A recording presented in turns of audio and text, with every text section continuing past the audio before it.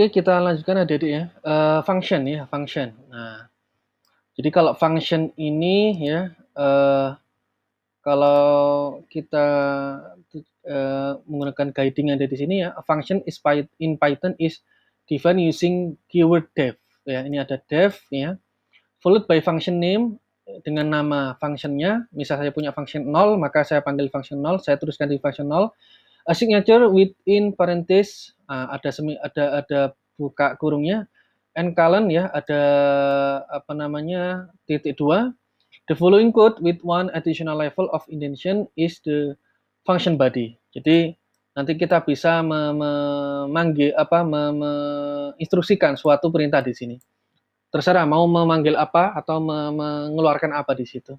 Jadi ketika saya memanggil function 0 ya, maka yang akan dipanggil adalah anak dari function itu. Jadi kalau dia punya di sini perintahnya print test, maka di dalam function itu ya yang dipanggil adalah print test gitu. Ini contoh-contoh mudahnya. Lalu juga bisa kita kadang kalau di pemrograman ya Adik ya, bisa kita berikan keterangan. Jadi kalau kita, misal function satu ini untuk apa sih? Oh, ini untuk print string ya, sebuah string yang itu akan menghitung ya, akan menghitung panjangnya berapa sih gitu. Berapa banyak sih karakter yang ada di dalamnya. Ini diberikan deklarasi penjelasan seperti itu, deskripsinya. Nah, misal kalau saya punya function di sini def function 1 berupa string ya, lalu saya berikan penjelasan hash, saya hitung string len-nya dan nanti muncul berapa karakternya gitu ya. Nah, saya panggil di situ. Misal saya memanggil function itu fungsi di atas tadi ya. Lalu saya isikan di dalamnya adalah kalimat tes.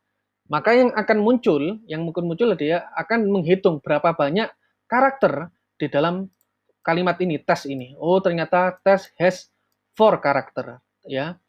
Tes itu ya di sini s ya string, has itu sebuah keterangan saja, lalu string len, berarti len adalah panjangnya dari string itu adalah 4 ya. Lalu kita bubuhkan karakter di sini. Maka test has 4 karakter. Ya, seperti itu. Jadi fungsi itu ya gunanya yaitu memanggil sebuah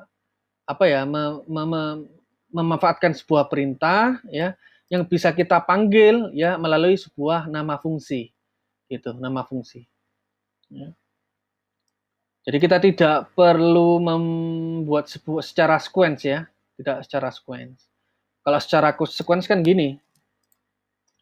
Kalau seperti ini, lalu saya cetak S sama dengan S gitu ya.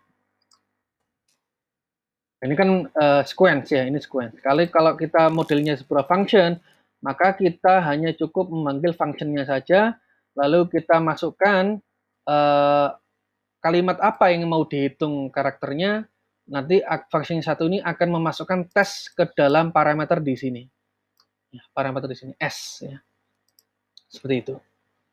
Oke, lalu kalau saya punya fungsi yang lain lagi, misal, nah ini biasanya ada tipikalnya kita berikan nilai kembalian adik-adik. Ya, kita berikan nilai kembalian. Kalau di atas tadi kan langsung dicetak ya, langsung dicetak. Kalau di sini tidak. Ini kita berikan return, jadi kita buat fungsinya namanya square ya, di mana square ini akan menerima sebuah inputan ya, namanya x terserah atau apapun. Lalu kita berikan deskripsi, ini nanti fungsinya dia akan return square of x, di mana returnnya adalah sebuah pangkat 2 ya. Jadi kalau saya panggil fungsinya square ya, lalu saya masukkan nilai 4, maka outputnya adalah 4 pangkat 2. 4 pangkat 2 itu berapa? Itu 16. Ya. Seperti itu.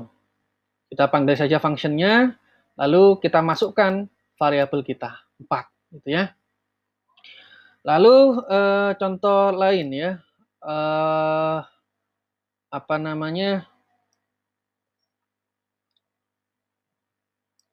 Ini pangkat ya.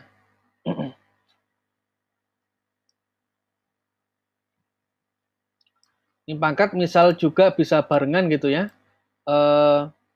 Jadi kalau saya punya variabel 3, nilai 3 ya, lalu saya masukkan ke powers ya, ke powers sebagai pangkatnya nanti. Lalu saya return nilainya itu tidak hanya satu saja, tetapi ada 3 proses pemangkatan. Maka yang akan muncul adalah 3 pangkat 2, 3 pangkat 3 di sini ya, lalu 3 pangkat 4. Ya.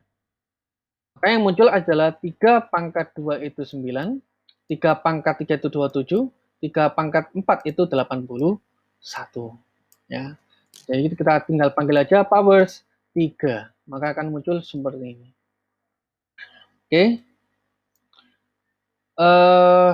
Terakhir kalau tadi kita mendeklarasikannya itu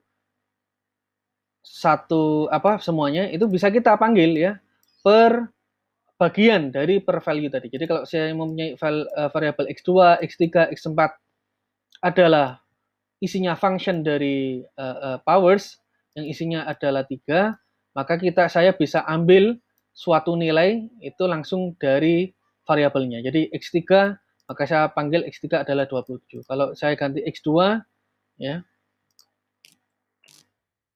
maka akan tambah 9. Kalau saya panggil x4 maka yang muncul adalah 81. Oke. Itu ya adik-adik untuk materi hari ini ya. Untuk lebihnya, untuk ini masih basic ya, masih basic. Untuk lebihnya adik-adik bisa baca beberapa contoh seperti ini. Dan jangan lupa kemarin sudah saya berikan buku referensi ya dari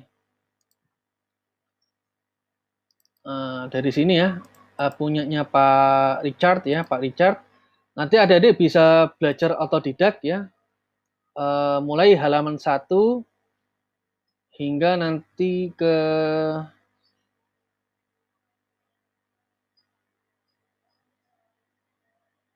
30 ya, yang ke 30.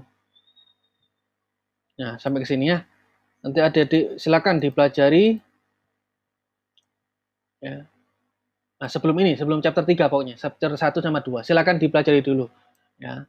Bisa otodidak untuk memperlancar ya, untuk pembelajaran adik-adik sendiri untuk dalam pemegang Python ya. Tapi untuk materi yang sesuai dengan hari ini ya, sesuai dengan yang saya sampaikan hari ini ya ini. Jadi adik-adik sudah belajar tadi ya, data type, type utility function, operator comparison, compound type, string ya, tadi list, dictionaries ya, conditional statement, loops, dan function. Dan terakhir ini. Dan kurang lebihnya nanti bisa ditambah adik-adik untuk memperkuatnya belajar dari punya Pak Richard ini ya, cara otodidak. Oke ya, silakan nanti dilanjutkan belajarnya ya, tetap semangat. Semoga apa yang saya sampaikan ini bermanfaat ya. Saya tutup. Wassalamualaikum warahmatullahi wabarakatuh.